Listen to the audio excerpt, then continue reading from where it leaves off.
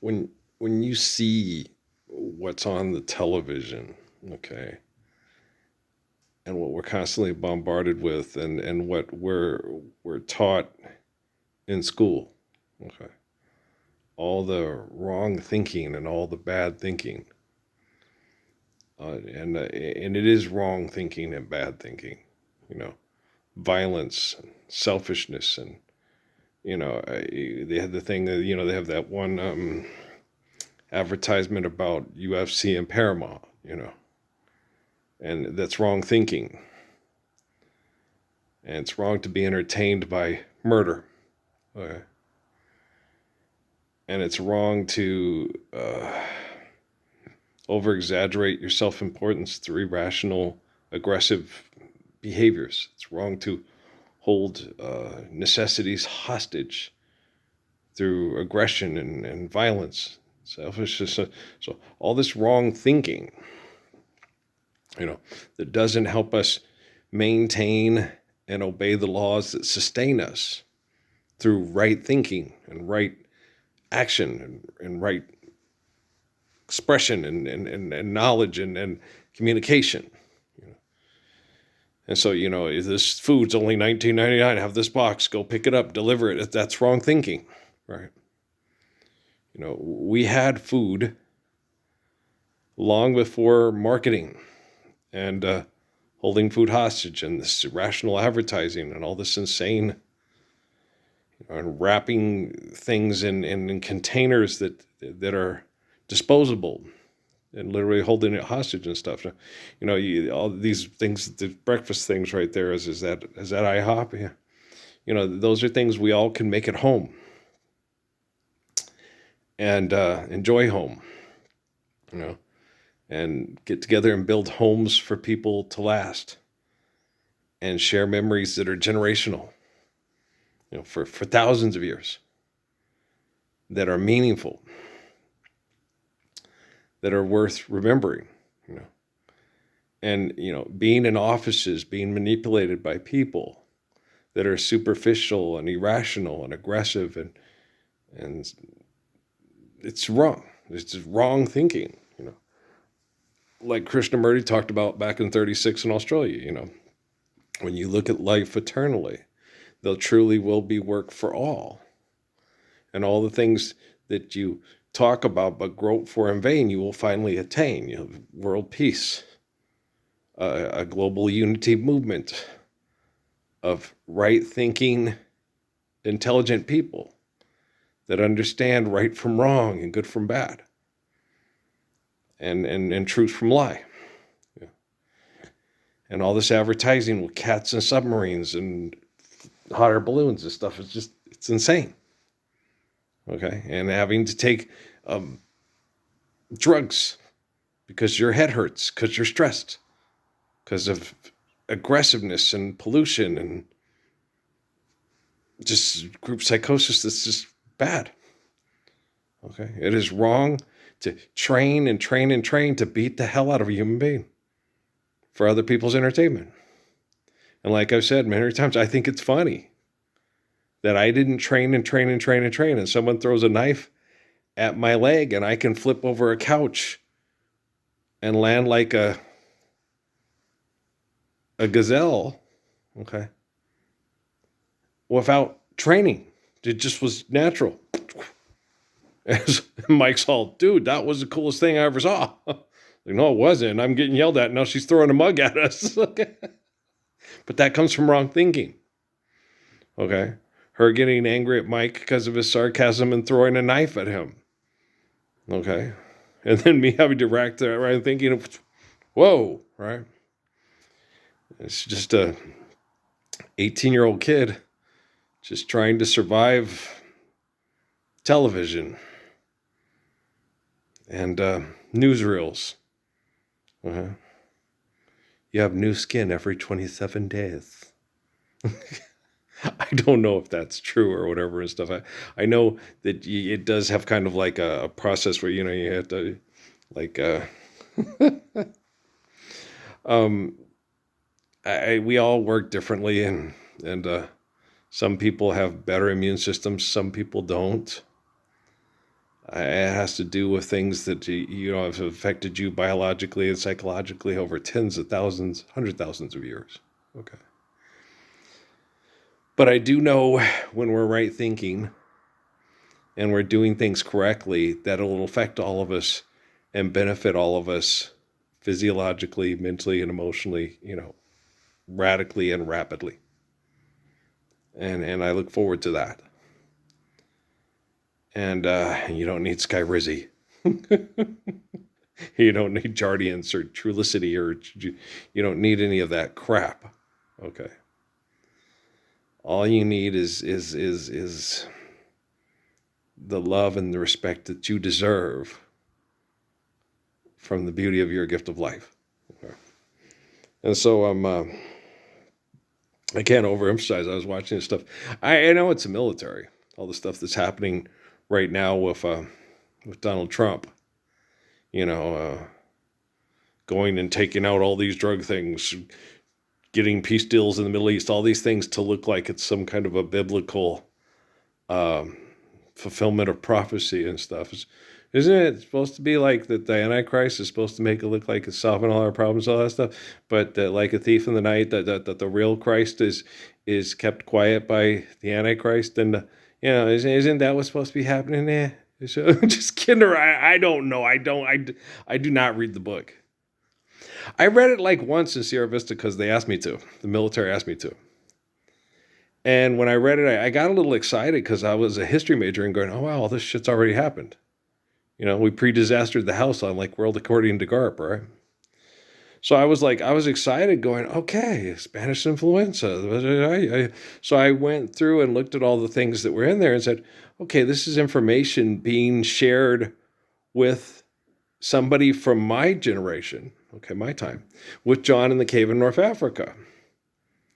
I just didn't know it was me. It's just like, okay, this is cool.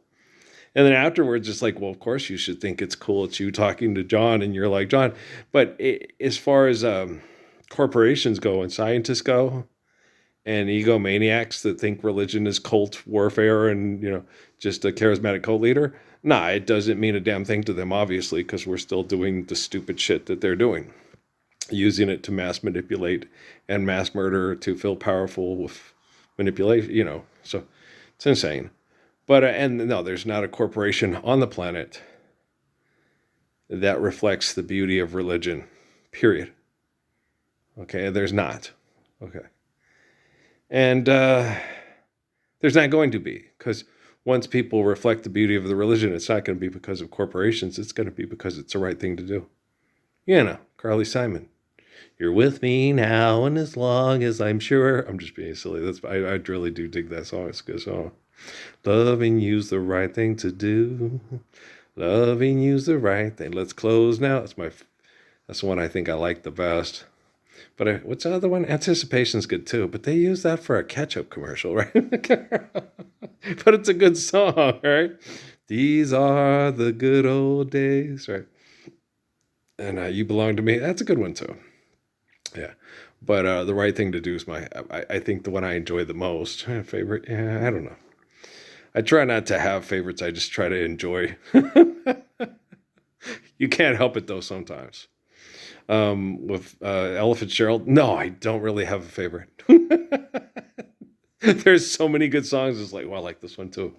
And the same with Nancy Wilson, To Be the One You Love. And, there's just tons of, songs that are just really good. And you're just like, oh my gosh, the woman's so good. It's fun, It's fun to sit and listen and go, oh, that's a good one too.